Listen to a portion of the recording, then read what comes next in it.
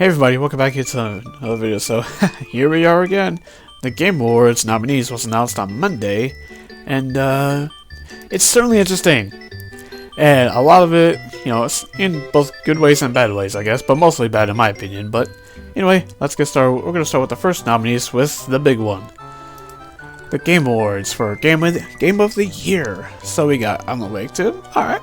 Baldur's Gate 3, well deserved. Marvel Spider-Man 2 from Sony and Insomniac. That's not surprising. Resident Evil 4, I've got something to say about that one. Super Mario Bros. Wonder, and finally, The Legend of Zelda, Tears of the Kingdom. And as you can see, there's no Starfield here. Oh, look at little Goblin Jr. Gonna cry?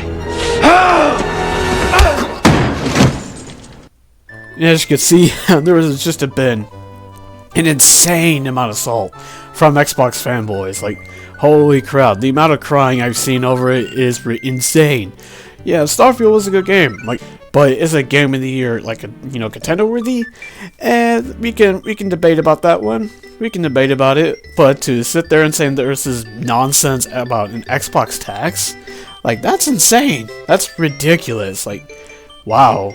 I mean, I'm sure some of the websites have, some preferences and all that, but if that's truly the case, they should be objective, and there is a proven that those 6 games got rated much higher than Starfield did. That's a fact. Now for Resident Evil 4. I gotta call this out. Why in the heck is a remake allowed to be nominated for Game of the Year? With so many remakes, folks, this is why we need a Remake of the Year category. That's what we need, because in my opinion, Game of the Year nominees should be for brand new games, not remasters, not remakes. That's just my personal opinion, because that's been a whole controversy. It seems we have this argument every single year, because there's been a lot of remakes that come out. I mean, the Dead Space remake, for example, that remake is fantastic, and obviously the Resident Evil 4 one is fantastic as well. But, again, remakes should not be nominated for the Game of the Year category. That's just my opinion. We can agree to disagree on that one, okay? So enough rambling about that category. Let's go to the next one. Best Community Support. Baldur's Gate 3. Oh, okay. Cyberpunk 2077. And game updates. Okay, I can see why that's in there. Destiny 2. Oh, that's some real shit. We're gonna get into that one.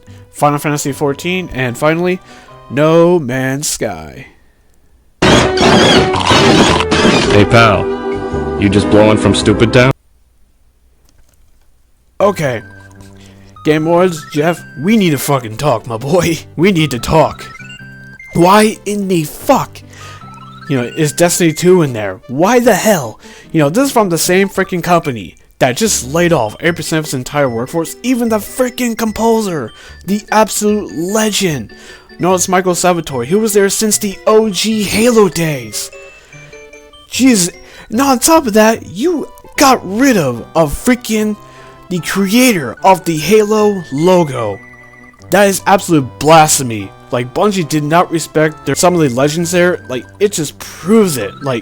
What the f is going on at Bungie, man? This is just so... Wow.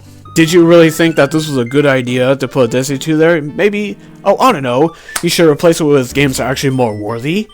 Path of Exile, Halo Infinite, hello!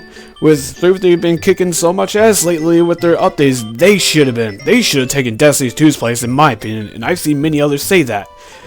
343 is more worthy in Bungie of getting that award, especially considering Bungie just laid off 80% on their community team. Wow. I really hope that all that was worth it, because you're getting a lot of shit for it, Jeff and them, and it's worth it. Y'all should have spoken up and actually, reevaluate whether Bungie should be allowed after what they just pulled. But that's just me though, because I'd say the outrage over that one is much deserved. With Cyberpunk, I guess because of all the updates they've been doing, I guess they could be worthy of it. And based on the new update 2.0, Cyberpunk 2077 is in a really good spot now, as they're moving on from that game to whatever is next, which is Witcher 4 or whatever. But you kind of get my point though.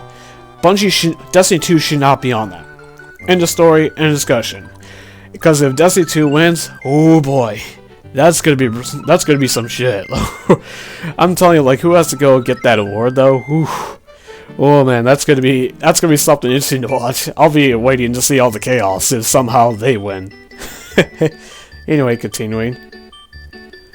Best Independent Game: Cocoon from Geometric Interactive, Dave the Diver from Mini Rocket, Dredge from Black Salt Games / Team 17, Sea of Stars, and Viewfinder.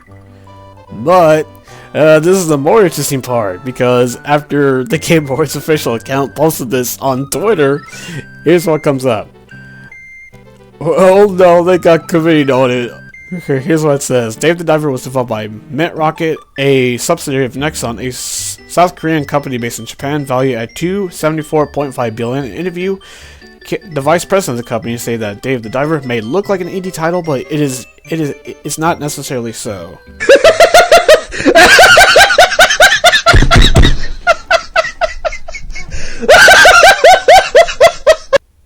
Oh, another committee notes, and it's freaking and they got roasted for it. Again, Jeff, why in the hell is Dave the Diver being nominated when it's not an indie game? The vice president said it themselves. Again, like, some of these nominations are an absolute joke. Team, do research before you let these nominations go in. Like, because it seems to me that you're doing a pretty crappy job at picking proper nominations. I'm sure Dave the Diver is a good game, I'm sure, but why didn't you put something like Pizza Tower? You know, that's actually indie, because based around a company that is based like in Japan or whatever. You know, Nexon, which is a publisher and whatnot. So, technically, Dave the Diver is not an indie title. It may look like one, but it's not. The vice president said it themselves, folks. But, enough ranting about the indie game. Let's go to the next one. Best RPG: Baldur's Gate 3, alright. Final Fantasy 16 by Square Enix, Liza P, alright.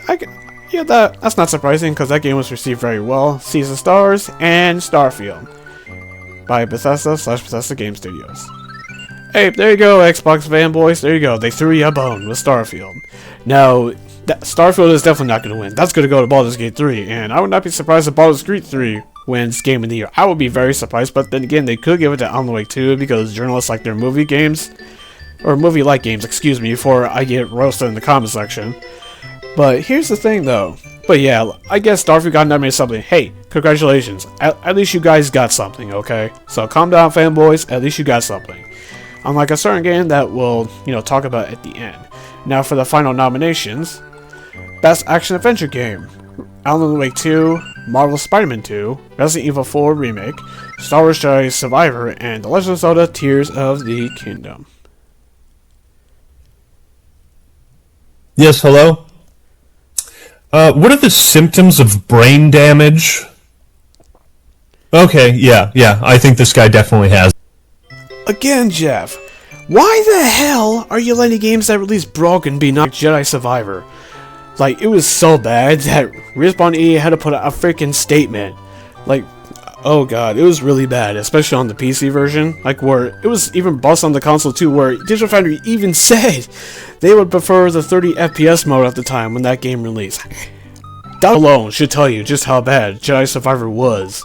And it's getting nominated for Action Adventure. I'm sure it's a really great game. I'm sure it is. But when the game is released buggy and broken like Jedi Survivor was, it should not be a nomination, in my opinion.